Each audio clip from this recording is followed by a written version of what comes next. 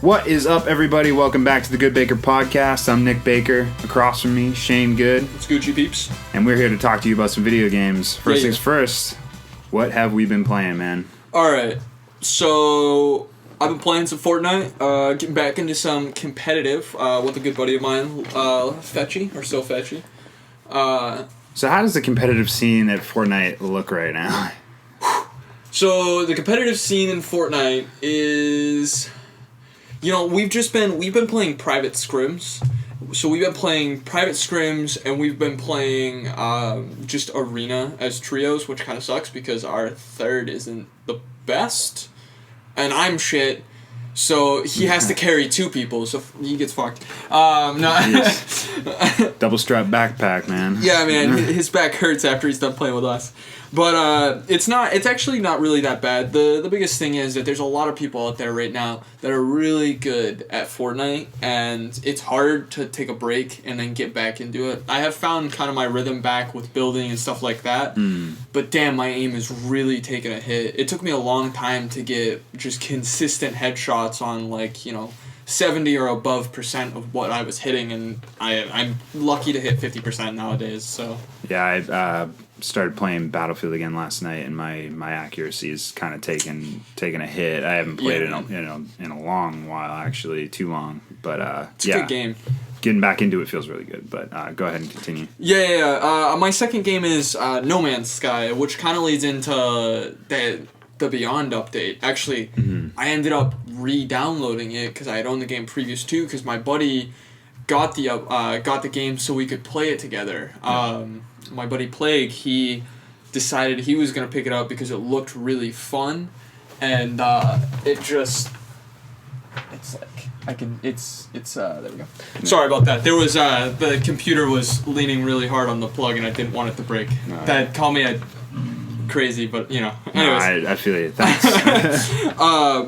Anyways, that No Man's Sky Beyond update it's mostly a multiplayer update. It brings a lot of hut fixes and just like patch notes or a bunch new to the patches. Sorry, I'm all over the place today. Work is crazy, but aside from that, kind of the big things that it brings is it allows you to be in groups now. So now, before the multiplayer, as they called it, was like, yeah, you can exist in the same world as your friends.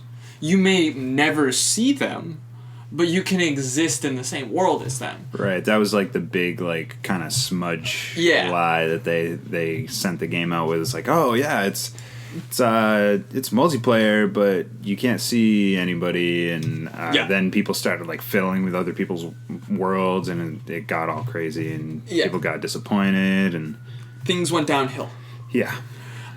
So two just really big things. One, like, they kind of did what they said they were gonna do. Now you can join groups. Like, we were playing together, we were helping each other build, you can be part of the same base, you can, like, so they did a really good job. But number two, I just want to, like, kudos to them. They did a shit job at first. They released a game that they shouldn't have. They promised all their shit that they couldn't come through with, and that now, almost 3 years down the line, they're still putting content out for this game that was free. All of the content that they've put out since then has been free. It takes money to make that content. It takes money to employ those people. Right. And that company is trying to make good for the promises that they made. So, honestly, good kudos for them. It was a pretty big setback that they had once people actually got their hands on it and started really seeing the seams of the game. And I'm glad that developers actually put in the time in to make that game great, because people like you are willing to jump back in and give them the support that they need to, you know, make that game as great as it could be. For sure. But I mean, I don't want to take up all the time, so So tell me more about this Battlefield you were playing last night. Getting back into it, I had a few rough matches to start off things, just to learning the map transition, how people play, and getting my accuracy back, and after fiddling with that for a little while, a couple matches, I actually got back into the groove, and Really was feeling the medic class and getting people up. That's usually kind of my gig other than assault. I'm just an assault medic player usually. Support is still a little rough. I don't think that they really flushed it out as well as they could have in this one. Like, the building is really cool that you can just, like, double tap, sandbags and stuff to bring them up, and it really helps out in your entire company if you can really build up those fortifications. Mm-hmm. But definitely not a sniper yet. I need to get that accuracy, like, way back for that. For those headshots. Sniping on console is pretty difficult. Speaking of support, in one of the rounds I just went absolutely crazy with the shotgun. Oh my god.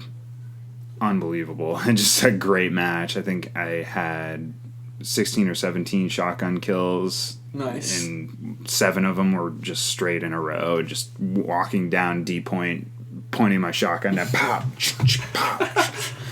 And so the game is still as fun as ever. It has a few glitches here and there, and I think it's just from wear and tear on the servers. You know, it's been out for a little while now, so haven't stepped back into the Firestorm yet, other than when I did a few weeks ago, just for like a round or two, and I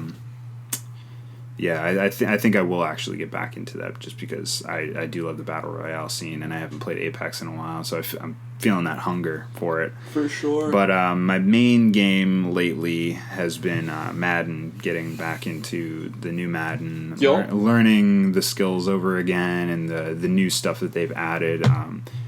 The first thing that hits me right off the bat with this new one is how balanced everything is. Everything seems so even keel. Like, there's no ridiculous linebackers to jump 7 feet in the air to pick you off in the middle of the field anymore. You can kind of pop it over their head and like get those middle of the field catches, and cornerbacks don't instantly like whip their head around and one hand catch it on one foot falling out of bounds. Oh, come on, they call it in, and it's like, this isn't college, man. Come on. But man, Madden's super fun. Love football, obviously. Yep. We're getting there. Yeah, the preseason's kicked up, and it's been got those interesting. juices flowing, man. I just like feel it. Eagles football is back. Eagles fan, by the way. I don't know if anybody knows that. I get a lot of flack, but other than Madden and Battlefield, I have been I did catch back up to where I was before in the Fire Emblem story. I said last week that I restarted on the casual difficulty just so I didn't start losing those units in the story that they had. Really fun. Yeah. You know, it's still Fire Emblem. I can't wait to get deeper into that story because I feel like it's just kind of dipping your toes into the pool right now, and as soon as I actually dive headfirst into that, I think it's my friend Anthony, who might be on the podcast in a few weeks or so. Let's go. We'll see. He's a little ahead of me, and he's telling me all these crazy things, and I'm like, oh, come on, I need to get there. Just gotta get that a little bit more. Anyway, that's what we've been playing this week. Moving on to big topics. Actually, Madden leads into this. The July best-selling games list from IGN starts with Madden. Madden is the number one best-selling game for July, followed by Fire Emblem, Super Mario Maker 2, Marvel Ultimate Alliance, and Minecraft. Dude, Minecraft is like... In the number 6, I think, was GTA 5. So these games are just going on and on and on forever. So good for them. Also great for Madden and Fire Emblem. They've done a fantastic job, so... Madden, I expect. Fire Emblem was a shock to me, I think, to see it this high. I think it's a shock to see it higher than Super Mario Maker. I thought Super Mario Maker was like in the know a little bit more.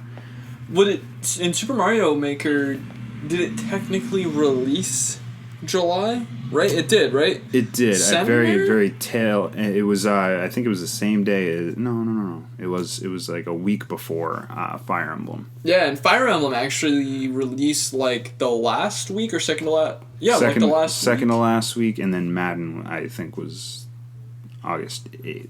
Yeah, Madden makes sense because everybody already has that pre-ordered and like. So Madden pre-orders in July must have been why it was the best seller. Wow. Yeah. I don't know. Anyway. Minecraft, though. What the hell? Anyways. Yeah, Minecraft. Come on. Get out of here with your blocks. Yeah. But anyway, moving on from sales to something that may or may not sell once it actually finally comes out is Dead Island 2 gets yet another developer. That's a game?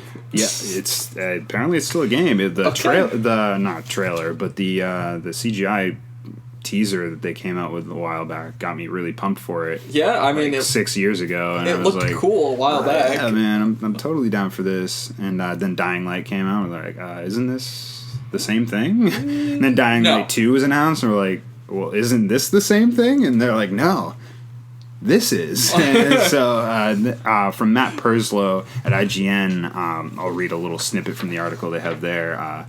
Sumo Digital has concluded work on Dead Island 2 and will not be working with the new developer Dambuster Studios as work continues with the long-standing zombie game. In a statement to IGN, Sumo Digital said, as noted in today's announcement, Dambuster Studios is now the lead developer for Dead Island 2. The transition has been planned for some time and has no impact on Sumo's business or financial outlook.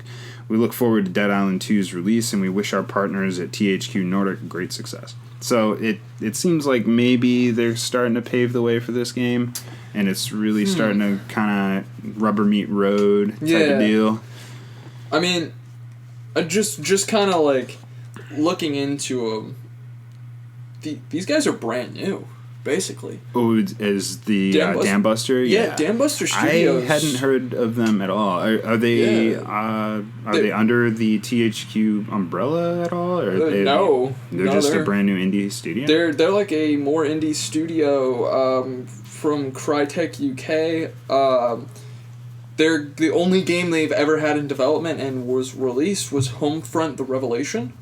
And they're 5 years old as a company as a whole, but they released that game. They released that game in 2016.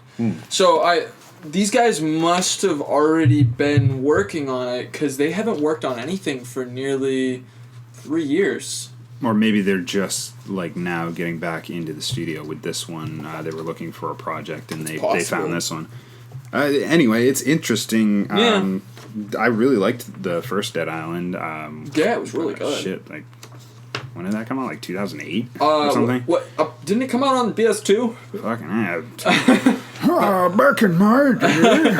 Yeah, I don't know. No, it came out on the PS3. I'm just joking. Yeah, PS3, Xbox 360, I believe. But yeah, it was a long time ago, and I think that really paved the way for a lot of the open world, like, especially Dying Light, obviously, but like a lot of the open world survival esque games kind of set the groundwork for that, and bits and pieces have been taken. Like even Far Cry, I feel like took a little bit from that. For sure. I mean, they've definitely paved the way for a lot of, if not genre specific things, but the way that they handle very unique situations in dealing with specific AI interactions have definitely been taken, and you can see it in a lot of different games. Yeah, the one of the things I think that they polished up really, really nicely was the melee combat in first person, because before that, like playing Skyrim, melee combat in Skyrim has never really felt good unless you get one of those like ending animations and then you kind of have that like clunky finisher, but it felt better than just kind of waving your sword willy-nilly. I did damage. It's and the game as a whole, Skyrim is obviously a great best-selling game in the last like 2,500 years or whatever that game's been out. Fantastic. But I really feel like Dead Island, Jesus. I'm like Dying Light, Dead Island. They're all the same. But Dead Island had that like really like crunchy, visceral like smack of the bat against the heads, and the head would explode, and you throw like a ninja star, and it would go right into it. You'd really feel it every single time, and it felt more real than I think any other zombie game like that had felt before. For sure. I definitely see where you're going with that. Now, if only, what the hell was that zombie game that you were super... Oh, sorry, not zombie. Freaker game that you were super into? Oh, fuck. If they could have just taken a little bit more on the so Days Gone was was something, but Days Gone. That melee. Yeah, the melee was was awkward and strange, but dude's a fucking ninja. the story of it, I still haven't gotten through it all. I don't know if I ever will. It's still on my backlog. Hopefully, I can get through this franchise of Madden and get back to it. I'm lying. But yeah, Days Gone, kind of a flop, but you know. Yeah, well, maybe you win some, you lose some. PlayStation. Is that should be their new slogan? Yeah. You win some, you lose some. Dying Light. That music comes out, the PS2 entry, like. Yeah. So, best of luck to Dead Island 2 and its new developer, Dambuster Studios. Yep. Hopefully they kill it and it comes out soon because more zombie action I'm down for. And I need a palate cleanser after Days Gone, obviously. Yeah, no shit. Maybe this console. You never know. On. Need for Speed Heat officially announced for November 8th release date, and it came out with a sweet gameplay / CGI trailer. There was a few bits of gameplay in there, I think. Car customization looks fucking sweet. Finally, I'm so pumped for that car customization. Police chases are back, which baby. looks fucking sweet. It's set in Miami, or at least it has like a Miami Vice feel to it. So maybe you start in Miami, you go to other places, but it looks like it's pretty much set in Miami. Kind of like the Paradise Palms one, or not Paradise Palms. Jeez, that's a place in Tilted Tower or fucking Fortnite. Oh my gosh, you're stuck, man. You're stuck. I meant the was it the Need for Speed that came out in 2016? It was they had like a palm tree on the cover. Are you talking about Burnout Paradise? That's a different series. That's a different series. Damn good game. It was. And it was remastered recently, and it was like $3 or something on the PSN store, and I was like, I should buy this, but I can't. I don't know why I can't, but I should, and Madden, I can't. That's why. Yeah, Madden. You don't need more games to play. Football. But anyways, this Need for Speed actually looks pretty dope. I'm kind of surprised that they didn't take the opportunity to make some sort of like funny comment about some of the information already being leaked from that Australian company, because I feel like if I was in like that position, I'd just be like, yeah, here's the rest of the information you didn't get. Like hashtag somebody leaked our shit. Well, you know, like, I didn't look at any of like the official EA or Need for Speed accounts on like any of the social media, but maybe they did like take a little stab at them. But I mean, it just kind of would have been funny. Who was it? It was Bethesda, right? Or no, it was the Rage 2 official page that took a slap at Walmart Canada. Right? I forgot about that for the leak that they had. Dude, that was so good. Yeah, I love when developers or social media parts of big companies kind of get into the fray like that. It's kind of funny. That sarcastic comedy that just like hits me right in the giggle dick. It's like the giggle dick. Oh man! But anyways, enough about that. Oh man, yeah. So Need for Speed Heat looks like it's gonna be a killer. Hell yeah. Hopefully it's just as good as all those old reminiscent Need for Speeds. But anyway, in Xbox news, Phil Spencer outlined more details on Project Scarlet. They're saying that not only will it have nicer graphics, but it's going to have higher frame rates as well, and they're going to be focusing a lot of their power on that. So I imagine that they're probably going to be up there in 60 FPS like we were talking about earlier on. What do you think about they already came out and plainly said that the next Xbox is going to be 4 times more powerful than the Xbox One X. Well, I mean, 4 times nothing is still nothing, but that's beside the point.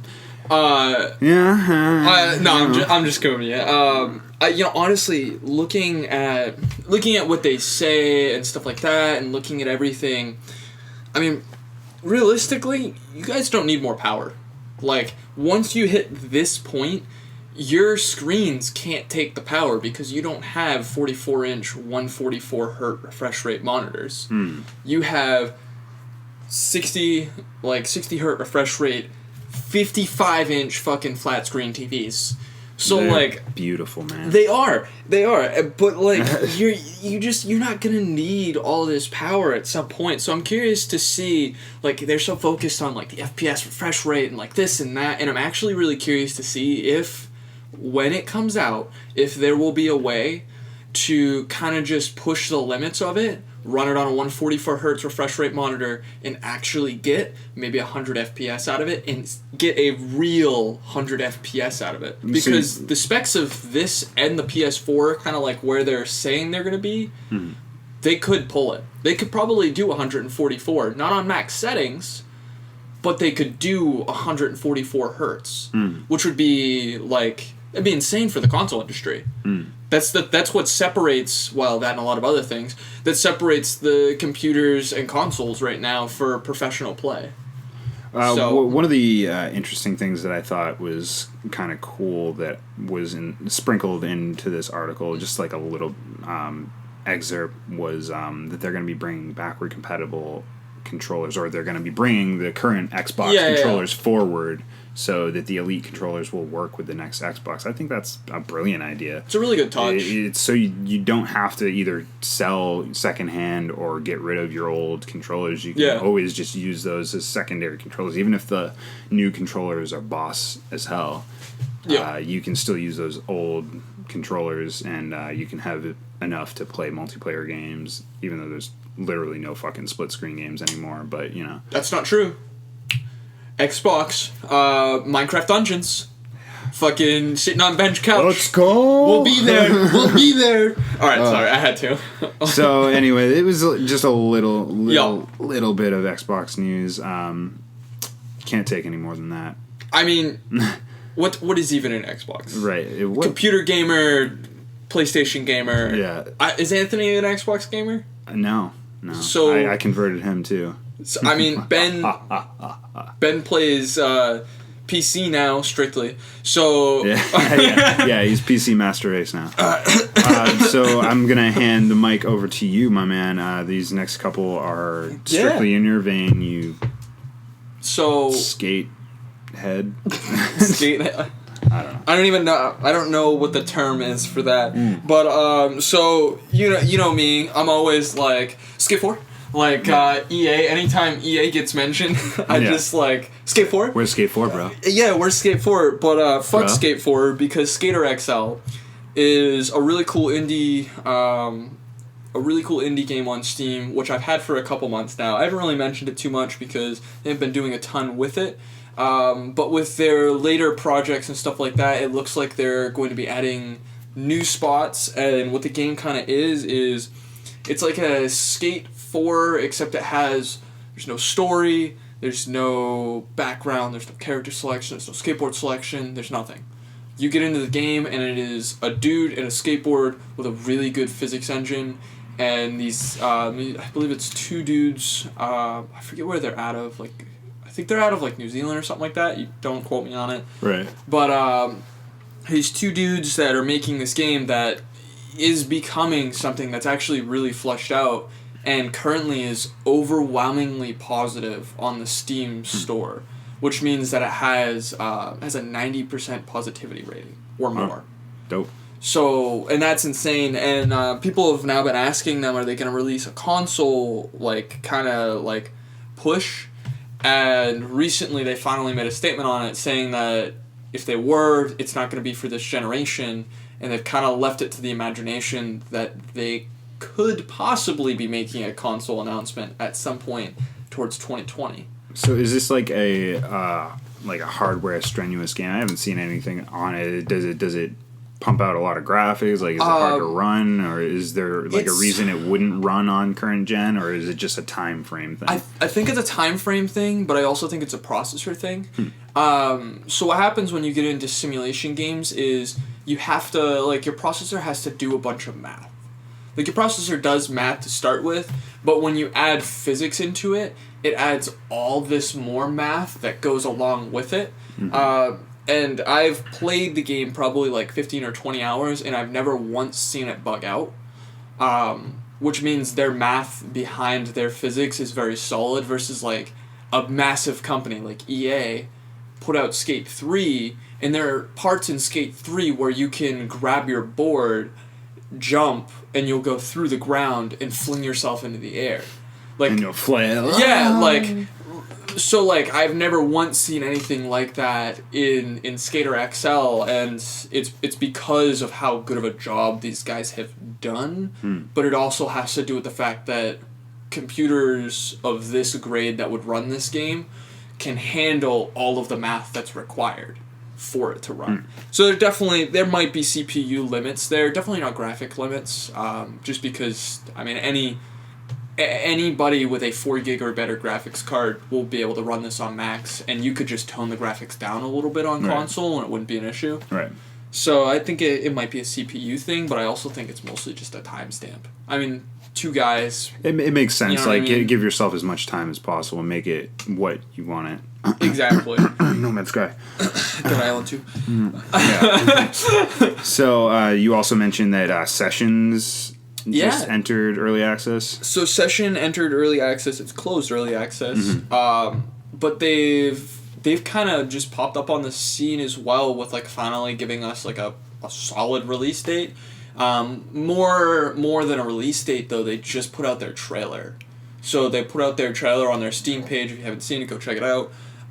These guys look like Skater XL, except they've got environment. They've got, like, very popular, well-known skate spots, and they've got, like, just... Their engine seems really, really well-glossed. Like, it looks perfect. Obviously, the clips that they've chosen because it shows that. Right. But if the game runs exactly like it does in those clips, I can't wait. I won't need Skate 4 anymore because this game's going to be so good. Yet again, though... It's PC release right now. It'll be on Steam. People have been asking these guys if Session will have a console release. It doesn't. I wasn't able to find any answers or anything like that. So they'll probably keep tight-lipped at least until they're actually ready to release it on PC. Yeah, and my guess would be honestly, if it really does come down to the engine itself is so advanced that it takes kind of a little bit more of a bigger processor, otherwise it bogs the game down. I don't think you'll see it on this gen console. So, well, all right, that is it for the big news of the week. We have a few things coming up. Like I said last week, we've kind of put a hold on the whole D&D podcast. It's been a busy month. Had some setbacks as far as timing and financial situations and cars.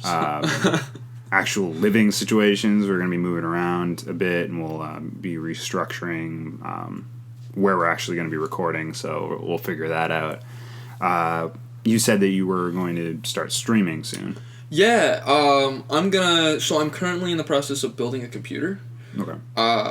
Also, company, ABS, look up their reviews before you buy any of their products, because every product that I've looked up from them is shit. And I bought a product from them, and it broke in 3 days. And Ben bought a product from them, and it broke in 3 days. So don't buy... In other words, fuck you, ABS. Yeah, pretty much. Don't buy any of their products. They're shit. Even if it looks like it has good specs, they use terribly cheap motherboards, evidently. Even though it was a B450, but that's beside the point. It's like 0 to 60, 1.2 seconds, and it explodes on the line. Yeah, pretty much.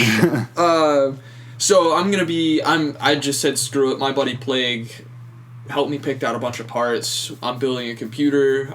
You don't want to know how much it cost. I won't ask. I'm building a 3700X processor computer. So that sounds expensive. 3700X is a $400 processor right now. Mm-hmm. All right. It is a 8-core 16-thread processor. Side the point. 4.5 gigahertz. Let me break it down. Yeah. But so I'm going to be streaming once I get that computer built. Hopefully in the next week. Mm-hmm. We're still thinking on days, but hopefully I can get you out there with my old computer. Yeah, and maybe we'll hit some Fortnite together. I'm terrible, and I'll surely be terrible on PC, so I will be grounded for sure. Yeah, on other news, something I just thought about really quick to look forward to with the streaming thing. I will be streaming Diablo 3's new season 18. Sweet. So that comes out next Friday, 8 p.m. Standard Time, 5 p.m. Pacific Standard, I believe. I believe that's how that works. Cool. So catch me on Twitch. Yeah, look forward to that. And look forward to our next week's podcast. Yep. Like, subscribe our YouTube channel, comment down there if you feel like saying anything to us fools, correcting us if we're wrong. Yeah, telling us we suck. know we are. So, yeah, we'll catch you next time. Peace. Peace.